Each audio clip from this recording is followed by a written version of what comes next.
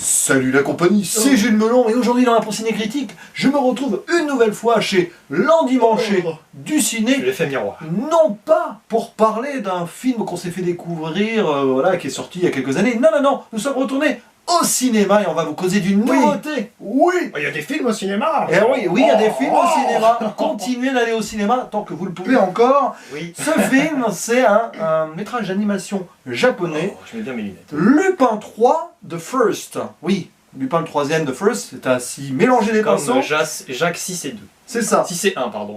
J'accepte quoi.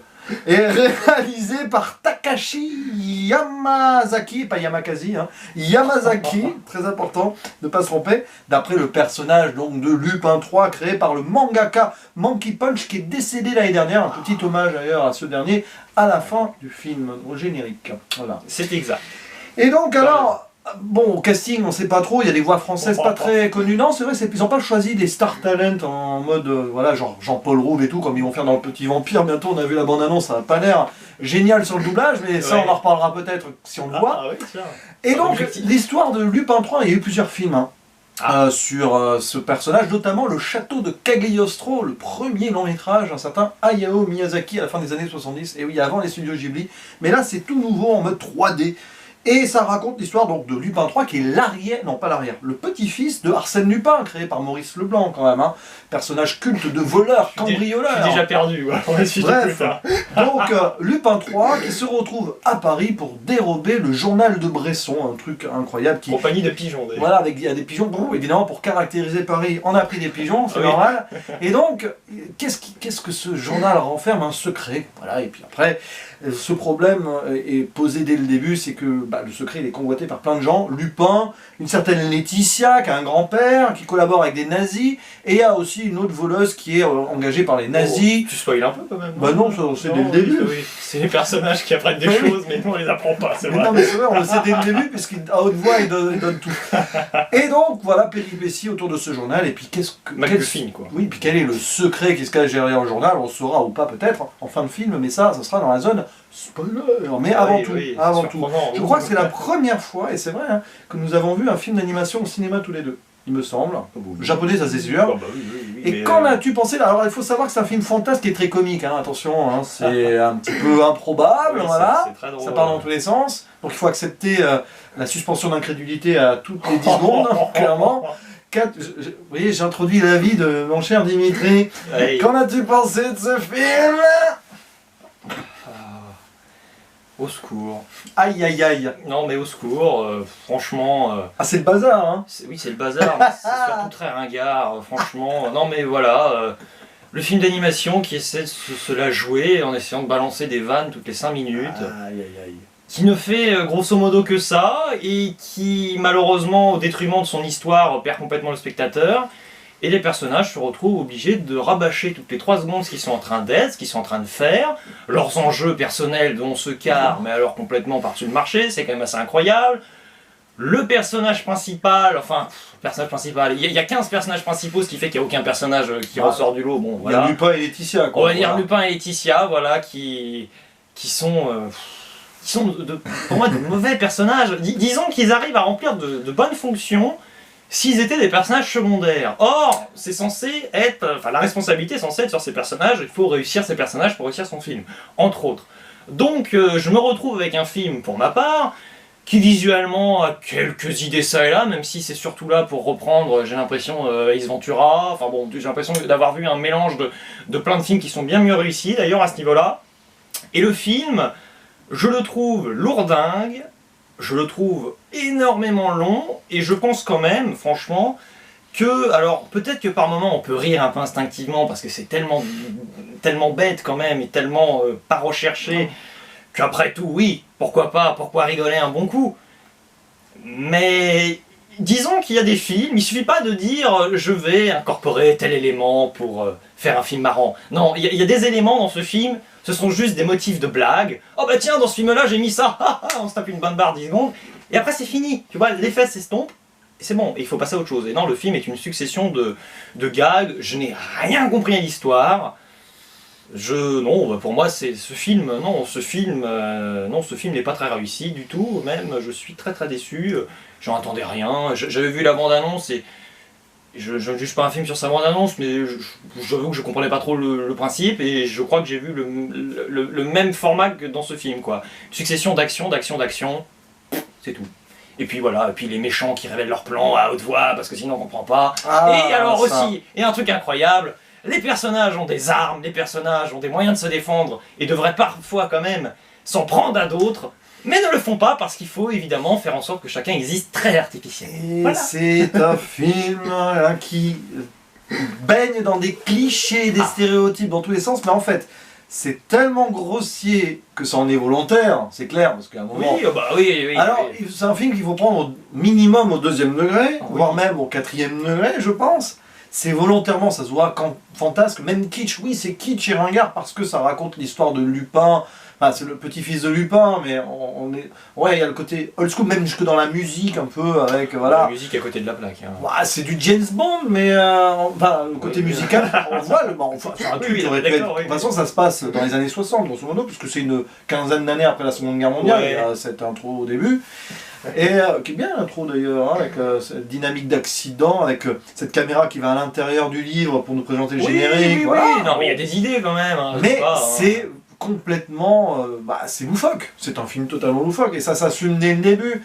Là, quand ils vont dans le musée essayer de voler le journal de Bresson, quand ils se retrouvent sur le toit, où en gros ils pourraient se casser la figure 10 fois, ils sautent plusieurs fois le personnage de Lupin, et en gros il saute sans parachute ou sans rien, mais il se pose même pas la question. Du coup, le message est clair aux spectateurs, vous voyez, posez-vous pas la question, ça fait partie de ces mangas japonais qui vraiment, on va dire, disent non, au revoir le réalisme, vraiment volontairement, sur certaines cascades et tout, évidemment. Il faut savoir que Lupin a été créé un petit peu sur le modèle de Belmondo, donc c'est un casse-cou, et même un petit peu le faciès du jeune Belmondo et tout. Donc oui, la suspension d'incrédulité, en gros, dans le film, si tu ne l'as pas dès le début, tu vas passer à côté. Mais le souci aussi, c'est que c'est un petit peu too much quand même. Là, au-delà même des gags, les rebondissements, c'est pas que ça n'a aucun sens. Là, c'est des grosses ficelles scénaristiques à ce moment-là. C'est qu'en gros, il y a cette histoire de mystère, après on te met des énigmes, on se croirait dans Indiana Jones, on passe de James Bond à Indiana Jones, à Robin des Bois en 2 minutes. Hein. Je veux pas être méchant, mais voilà aussi... Ça dégouline d'influence dans tous les sens. Exactement. Et pour moi, c'est bien d'avoir des influences, il y a des films où tu te dis, ça m'aurait juste inspiré Jim Carrey, enfin Ace Ventura. C'est le personnage principal, c'est du Ace Ventura. Bon d'accord, mais là le problème c'est que c'est pas qu'il est inspiré de Ace Ventura, c'est que c'est Ace Ventura le type. Sauf que là c'est pas les animaux qui l'intéressent. Hein. Oui, c'est pas les animaux, mais c'est les gonzesses qui sont dans le... Oui, il y a ça, mais maintenant c'est pas Nicky Larson. Hein. C'est pas Nicky Larson. Non, mais bon, il y a des plans assez... on va dire quand même que les personnages féminins sont très sexualisés. T'as Poison Ivy en gros à un moment, c'est carrément ça. T'as le personnage principal qui est dans la même position qu'Ace Ventura, au début du Ace Ventura 1 quand il est avec une fille et on ne savait pas ce qui se passe car spoiler. Mais ça fait scandale après coup. Oui, d'accord. Mais alors là le problème c'est que le film malheureusement pour moi il n'est pas sur ces gags là, il n'est pas assez poussé, il est juste...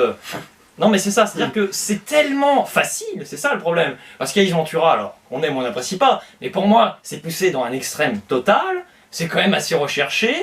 Pour moi, rien ne sort de nulle part, si tu veux. Alors que là, j'ai quand même l'impression qu'il y a une succession de scénettes qui n'ont mais aucun rapport les unes entre elles. J'ai envie de dire, alors la comparaison va peut-être être douteuse, mais c'est une sorte de OSS 117 animé. Hein. Oui, c'est un peu ça. Déjà, on a le délire historique, les nazis. Après la mort du Führer, il y a toujours des nazis, ça rappelle quelque chose. C'est René Coty, la photo de... Mais c'est presque ça. Donc, c'est un délire. Après, disons que l'humour est un peu moins subtil que dans OSS 117. Le problème, c'est que là, ou alors il y a un problème de traduction, mais c'est placardé, quoi. Alors, ça a été forcément rebossé pour la version française, mais... c'est volontairement, c'est pour les enfants quoi. Les enfants rigolaient pas en salle, je suis désolé, ils se marraient pas du tout. Les gags, c'est pour les enfants, après l'histoire est quand même un petit peu cérébrale pour les gamins. Et résultat, c'est fait pour personne. Soit c'est fait pour tout le monde, soit c'est fait pour personne, ça dépend du point de vue. Non mais tu vois ce que je veux dire. Oui, mais j'ai compris. Mais... Non, c'est fait pour... En gros, ce film est fait pour des adultes qui ont envie de rester enfants, mais après, c'est sûr qu'il faut pas chercher une cohérence dans ce film. Mais c'est mon cas, donc je suis désolé, c'est un problème. Ouais, mais par contre, le film n'a aucune cohérence. Enfin, on se demande les enjeux, bon... Ah, il y a des méchants qui sont très méchants, alors là par contre... alors le grand-père de Laetitia qui s'appelle Lambert, toujours en train de dire j'ai un plan et tout, c'est Palpatine le gars, puis il explique, à un moment il y a ses sbires, il ouvre un truc, il dit voilà, je vais pouvoir enfin. Mais il y a plein de problèmes comme ça. Le problème du film aussi, donc, c'est drôle. Oui, mais bon, ce sont les stéréotypes du méchant. Non, pour moi c'est pas drôle. Parce que non, il y a des gags, tout ça, d'accord. Mais le problème c'est que tu incorpores des gags dans les enjeux des personnages, les enjeux des gentils, des méchants. Mais tout est tourné en ridicule. Le personnage de Laetitia rabâche 15 000 fois. Je veux être archéologue. Je veux être archéologue. Ça n'a rien à voir, mais je veux être archéologue. Moi j'ai envie de dire pourquoi pas. Mais franchement, est-ce que c'est à la hauteur de ce personnage? Je ne veux pas, réprimander l'université, c'est pas le problème. Mais là franchement, tu as compris ses capacités, t'es pas là en train de te poser 10 000 questions, est-ce qu'il faut que j'aille, est-ce que j'ai le niveau pour être à l'université? T'as une caution féministe quand même, mais bon, la pauvre, c'est... Oui, non... C'est mal approfondi, quoi. Et puis alors, il y a un autre truc quand même, c'est les associés de Lupin. Qui sortent de nulle part. Mais non, ils sont pas. En gros, là, il faut connaître le manga parce qu'il me semble que je les ai déjà vus. Ils sortent d'un terri un moment quand même, excuse-moi. Mais du coup, ils sont pas approfondis parce que on part du principe que c'est dans l'univers de Lupin, mais du coup, là, les deux associés, celui qui a son sabre et l'autre avec son chapeau. Hein. Mais ils essayent de t'expliquer des choses. Oui, l'autre avec son sabre. J'ai un sabre, je peux pas m'en détacher. Bon, machin et tout. Je sais plus comment ça s'appelle, le Takeshi, je sais pas quoi là. Son sabre, c'est dans le sabre, quand même. Un sabre. Et d'ailleurs, il y a peut-être la voix de dents de sabre. Ouais, je pense. Et ça, c'est le méchant, le policier. Voilà. Le policier, alors c'est pas le méchant, c'est le gentil idiot qui essaye d'arrêter Lupin, et même quand il l'a sous la main, il n'arrive pas à l'attraper. Ah Lupin, enfin, je vais t'attraper. Non, putain, un jeu des alliances qui se retourne comme ça, tu sais pas pourquoi. T'as des éléments qui visiblement te permettent de changer la situation, et tu sais pas pourquoi, il y a vraiment des moments où... Parce que face à une menace plus grande, à un moment, mais bon... Oui, bon. Mais ça, je pense que c'est le défaut du film, c'est qu'il nous plonge dans un univers qui a été développé avant, et en gros, il s'adresse aussi aux fans. Ce film, je pense, s'adresse aux fans de Lupin 3. Je pense. Pas, ouais. Et moi, je suis pas très connaisseur, à part le château de Cagliostro, qui est sympa, hein, qui est dans le même genre. Il est aussi château branlant que ce... il est un peu dans le même genre, sauf que c'est pas de la 3D. D'ailleurs, le personnage, pareil, il y a des trucs... J'ai des gros problèmes avec cette animation. Le château de Cagliostro est mieux scénarisé de mémoire, mais il y a du Miyazaki derrière quand même. Mais là, il n'y a pas de scénario. C'est fantasme. Ce scénario, c'est il y a un truc, un mystère, et puis il va y avoir un danger de ce mystère. Hein, voilà. Moi, j'ai tendance à dire que ce film n'aurait pas dû être déjà un film d'animation. Pour être une série de plusieurs épisodes. Déjà. Oui, bien sûr. Vraiment, ouais. On parle beaucoup de James Bond, tout ça. Bon, évidemment, il aurait fallu changer un petit peu les choses. Mais ce film, pour moi, aurait dû être déjà un live action quelque part, parce que là, je sais pas, moi j'ai l'impression qu'avec cet animé, bon déjà on nous reprend ce qu'on a déjà quand même grosso modo vu. Alors bon, le phénomène du déjà vu, ça mériterait peut-être un débat, je veux bien, mais là quand même, je trouve ça quand même un petit peu grossier par moment. Au début, l'expressivité des personnages et de l'animation passe extrêmement bien. Pour ses corps à corps, pour ses courses-poursuites. J'aime bien les visages, le visage de Lupin, très bien exprimé, on voit que derrière ils connaissent bien le personnage. Quoi. Mais seulement, à un moment, je pense que cette expressivité, cette manière de se déplacer, c'est très majestueux au début, c'est vrai, ça part en tous les sens. La scène d'intro est très bien. Voilà, c'est irréaliste, mais c'est super bien fichu. Mais le problème, c'est qu'à un moment, ça l'est tout du long. Ouais. Et après, elle va essayer de nous créer des enjeux avec les personnages, parce que pour moi, le problème du film, dans Ace Ventura, je reprends toujours Ace Ventura, je suis désolé, il y a un enjeu, mais franchement, l'enjeu, on s'en fiche. Le problème ici, c'est que l'enjeu, tu t'en fiches aussi, mais alors on est là à te rabâcher sans cesse, cet enjeu existe, cet enjeu... alors oui, vous l'avez peut-être déjà compris, mon rabâche, j'ai eu l'impression quand même par un moment que des personnages s'échangeaient des informations. Laetitia par moment elle a des informations et après elle est étonnée de « Ah mais tu m'as pas prévenu !» Mais si pauvre cruche, je sais pas, on vient de te prévenir juste avant, non mais c'est pas possible, c'est pas possible. Et des fois, les personnages qui rabâchent 2 fois la ligne de dialogue parce qu'ils n'ont plus rien à dire à un moment. T'as un type là, on sait pas d'où il sort là, un méchant voilà avec une cicatrice, ouh là là, il fait le nazi quoi. Oui c'est ça, c'est-à-dire la seule phrase du film c'est « Arrête, te laisse pas faire, arrête ton cirque, vive le Führer !» Mais Ah oui. C'est tout quoi. Et d'ailleurs, le nazi ça, et ses sbires, ils n'ont pas d'accent allemand. Moi, ça m'a forcé. Enfin, oui, bon, parce qu'on fait plus trop d'accent, nous, là, je pensais maintenant, mais là, c'est un peu dommage quand même. Parce que t'es un peu dépaysé. À part un moment, il y en a un qui dit Yavol. Oui, mais tiens, encore une limite justement linguistique. S'il commence à parler un peu comme ça, Laetitia comprend qu'elle travaille pour les nazis, Donc vu que là, elle a une voix normale, elle n'est pas au courant. Non, parce que techniquement, les Allemands ne sont plus nazis dans les années 60, en fait. Oui, mais bon, là, excuse-moi. Est-ce qu'on fait une zone spoiler quand même? Attention, spoiler! Parce que bon, on parlait d'Indiana Jones, parce que à la fin... Alors oui, à un moment fou.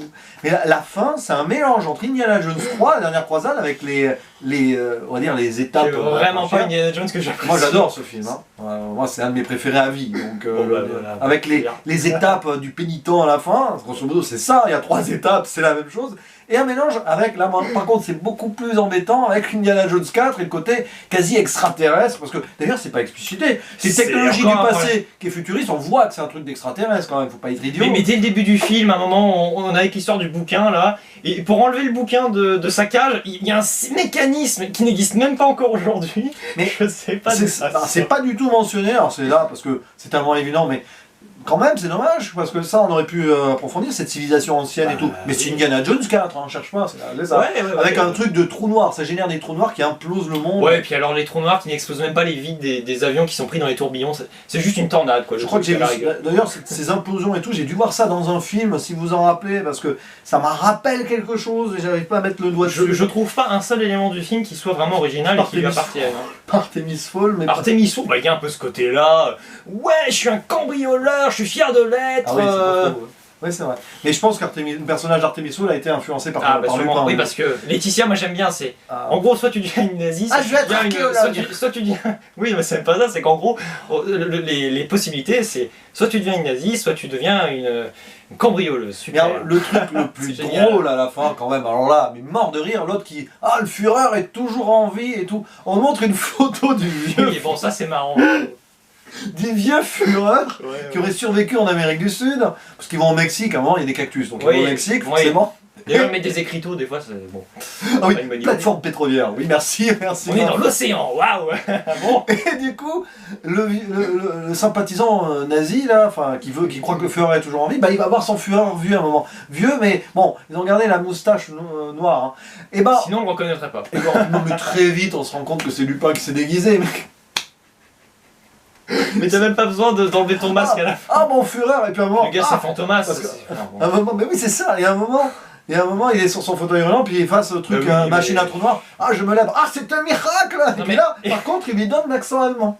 Oui, mais le principe de gravité tout au long du film, ça ne respecte vraiment aucune règle interne au récit, c'est la même histoire. Remarque, c'est un petit peu à l'image de Lupin, un moment qui saute de l'avion, et puis ah, j'ai oublié mon parachute, lol. Et puis, sans ça, il se scratch, quoi, c'est ce qu'il faut se dire. Le gars il s'est suicidé en gros. C'est ça, c'est que dans certaines situations, c'est ça, c'est-à-dire être un peu barré, être un petit peu déjanté, même sacrément. Oui. Mais t'as pas envie de te flinguer, bon d'accord, pourquoi pas, ça me ferait marrer. Mais là quand même, le problème c'est que si tu enlèves des éléments, mais vraiment qui dépassent la volonté du personnage, parce que là il s'agit de...